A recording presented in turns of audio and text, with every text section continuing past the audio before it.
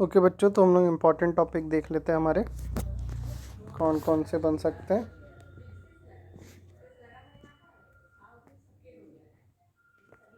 ठीक है, तो सबसे पहले देखिए आपकी इसमें क्या पूछा जा सकता है।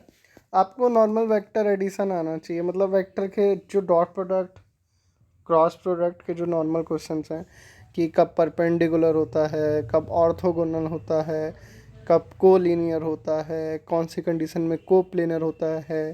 ठीक है, मेरे वर्डिंग को सुनते जाइए। और टेंजेंट कब होता है किसी प्लेन के, है कि नहीं। तो ये सब जो भी मतलब फार्मूले हैं, सब बेसिक्स आपको आने चाहिए। ये 2 नंबर में भी पूछे जा सकते हैं और इनका 5 नंबर में 2 या 3 सवाल मैच करके भी दे सकते हैं। ठीक है, फिर नेक्स्ट आपका Gauss divergence theorem, Stokes theorem, green theorem और नॉर्मल ग्रेडियंट डाइवर्जेंस कर्ल कैसे निकालते हैं। रही बात गॉस डाइवर्जेंस, स्टोक्स कर्ल और ग्रीन थ्योरम, इनके बारे में पूछ सकता है कि क्या होता है, डेफिनेशन वाला। ठीक है, और क्वेश्चंस आ सकते हैं आपके ग्रेडियंट डाइवर्जेंस कर्ल के, उसमें आपका कोई भी फिगर दे के हो सकता है आप पूछ ले। 5 नंबर में अगर देना होगा तो प्रूफ करने को दे देगा कि इस फिगर में आप गॉस डाइवर्जेंस थ्योरम प्रूव करिए। तो आपको दिखाना पड़ेगा कि हाँ भाई, जो मेरा वॉल्यूम इंटीग्रल है और सरफेस इंटीग्रल दोनों अलग अलग करके दिखाइएगा कि L H S is equal to R H S. ठीक है, रही बात डिराक डेल्टा की, डिराक डेल्टा से क्वेश्चन अगर आने होंगे तो एक आख आ जाएंगे 2 नंबर वाले में, नहीं तो नहीं आएंगे। ठीक है, समझने की चीज़ है और डिराक डेल्टा ईजी है। अब यहाँ आते हैं, देखिए ये मोस्ट इंपॉर्टेंट है आपका, ये पक्का आएगा ही आएगा। आपको एक सिस्टम ऑफ कोऑर्डिनेट में दे देगा, ठीक है, कार्टेशियन में दे देगा मान लीजिए, और फिर उसमें कहेगा कि आपको इसको सिलेंड्रिकल कोऑर्डिनेट सिस्टम बदलना है, आपको इसको स्फेरिकल कोऑर्डिनेट सिस्टम बदलना है, या सिलेंड्रिकल कोऑर्डिनेट सिस्टम से स्फेरिकल कोऑर्डिनेट सिस्टम बदलना है। तो आप इस चीज़ को अच्छे से रिवाइज कर लीजिए। यहाँ ध्यान दीजिए, यहाँ प्रूविंग आने से ज़्यादा, आपको प्रूफ करने से ज़्यादा, ठीक है, प्रूफ से ज़्यादा किस चीज़ की ज़रूरत है कि अगर आपको एक इक्वेशन दिया हुआ हो तो आप उसको एक कोऑर्डिनेट सिस्टम से दूसरे कोऑर्डिनेट सिस्टम में कैसे चेंज कर सकते हैं। रोटेशन मैट्रिक्स जो होती है वो आपकी यहाँ पे इम्पॉर्टेंट है कि किस हिसाब से रोटेशन मैट्रिक्स उसकी आती है। साथ ही साथ अगर यहाँ आप ध्यान दें तो आपका इम्पॉर्टेंट क्या है कि आप डाइवर्जेंस, कर्ल और ग्रेडियंट किस तरीके से एक कोऑर्डिनेट सिस्टम से दूसरे कोऑर्डिनेट सिस्टम में निकाल सकते हैं। जो बेस वेक्टर का यहाँ जो कॉन्सेप्ट है कि बेस वेक्टर क्या होता है, ये भी आपका पूछा जा सकता है क्वेश्चंस। जैसे मान लीजिए आपको क्वेश्चन दिया कि आपको ये चीज़ करनी है, एक कोऑर्डिनेट सिस्टम दूसरे कोऑर्डिनेट सिस्टम में बदलना है, तो ये पार्ट बी में पूछ लिया और पार्ट ए में पूछ लिया व्हाट इज़ बेस वेक्टर। तो इसको आप लोग ध्यान दीजिएगा, व्हाट इज़ बेस वेक्टर। ठीक है, अब यहाँ आता है टेंसर में। टेंसर में देखिए, टेंसर में बेसिक आपकी डेफिनेशंस बनेंगी। टेंसर में आप ये मत सोचिए कि बहुत हाई फाई आपको पूछने वाला है, एक आख प्रूविंग पूछ सकते हैं। अब मतलब इसमें जो मेन जो बेसिक आपकी डेफिनेशंस बनेंगी कि what is symmetric tensor, what is skew symmetric tensor, इनकी जो 2-4 प्रॉपर्टीज़ है बस वो सब पूछ सकते हैं। क्रोनिकल डेल्टा क्या होता है, लेविस-एविटा टेंसर क्या होता है, टेंसर में आपका कंट्रा वेरिएंट टेंसर क्या है, कोवेरिएंट टेंसर क्या है, मिक्स टेंसर क्या है। और जैसे आपको बोल दिया कि भाई इसका आप समेसन कन्वेंशन करके दिखाओ, ठीक है, व्हाट इज समेसन कन्वेंशन। और जैसे मान लीजिए आपको एक टेंसर दे दिया और का इसका कॉन्ट्रैक्शन करके दिखाओ कि ये जो टेंसर है अगर इसको मैंने आई को के इक्वल दिखा दिया तो ये जो कॉन्ट्रैक्ट होगा तो इसका इनर प्रोडक्ट इतना आना चाहिए ना। तो ये जो बेसिक बेसिक चीज़ें हैं टेंसर में, ये बस वही ज़रूरी है ना, इतनी कोई हाई फाई नहीं ज़रूरी है। मतलब बड़ी प्रूविंग नहीं आएगी। जो बड़ी प्रूविंग कह सकते हो जो आपके 10 नंबर में है ना, 10 नंबर में अगर देगा तो 2-3 चीज़ जोड़ के देगा। तो टेंसर में से तो चांसेस हैं तो बहुत सारी उसको मिला मिला के देनी पड़ेंगी। अब आते हैं आपके इसमें न्यूटोनियन मैकेनिक्स में। न्यूटोनियन मैकेनिक्स में जो आपका पहला वाला पार्ट है, इसमें आपका मेन जो कॉरियोलिस फोर्स की जो प्रूविंग है ना, इफेक्ट ऑफ कॉरियोलिस फोर्स की जो प्रूविंग है, ये आपकी मोस्ट इम्पॉर्टेंट है।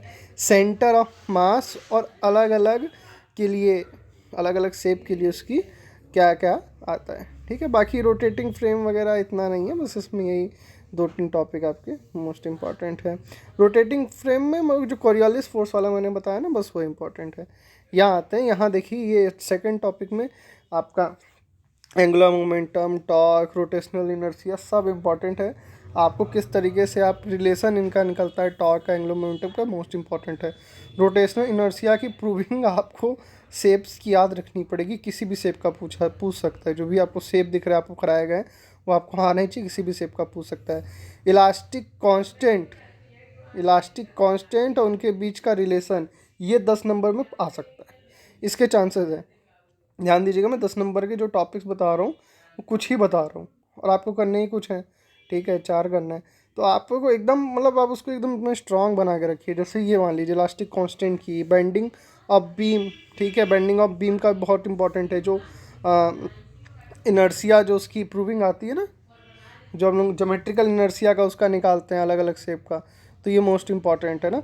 इसको लिख लिख के जितनी प्रैक्टिस कर सकते हो उतनी करिए, क्योंकि एक चीज़ आपको मैं बात बताता हूँ कि आपको जो 10 नंबर का है आपको उसमें मैक्सिमम टाइम लगाना है। 10 नंबर में आपको कम से कम 3 घंटे का 1.5 घंटा लगाना है, और फिर जो 5 नंबर वाले में उसमें 1 घंटा, और 2-2 नंबर वाले में आपको ज़्यादा नहीं लगाना है। आप जो 2-2 नंबर के आपके क्वेश्चन है उसमें सिर्फ आधी घंटा लगाना है। क्यों?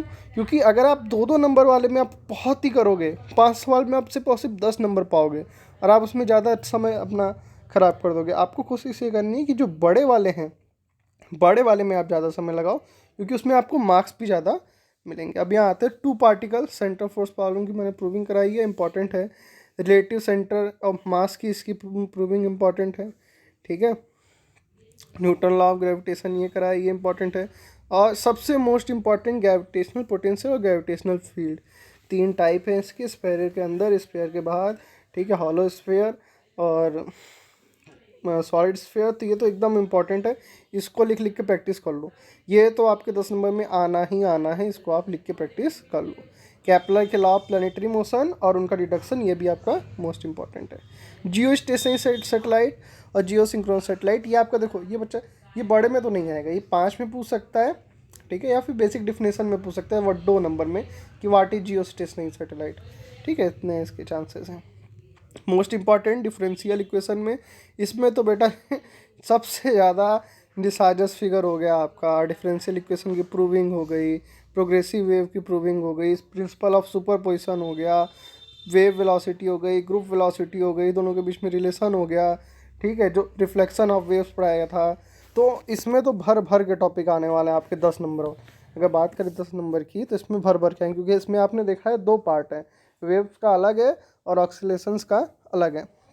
तो जो मैंने टेस्ट लिया था, जो टेस्ट के इम्पॉर्टेंट टॉपिक्स थे, एक वो आपके सबसे ज़्यादा इम्पॉर्टेंट है।